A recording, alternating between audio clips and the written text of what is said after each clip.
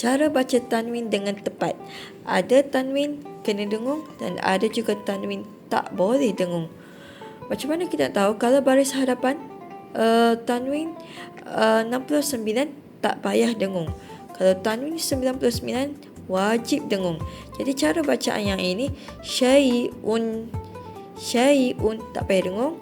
Yang ni syai'un. Dengung tu mesti cukup sekadar 2 harakat. Okey? Syai'un. Dapat? Syai'un. Macam tu. Tu baru panggil dengung. Okey, kemudian yang ke bawah ni. Katibin. Yang ni kena dengung. Sebab apa? Sebab tanwin dia tu sengit, tak selari, tak sama. Katibin. Yang ni pula katibin. Yang ni tak payah dengung. Sebab apa? Tanwin dia barisnya selari. Katibin. Bin.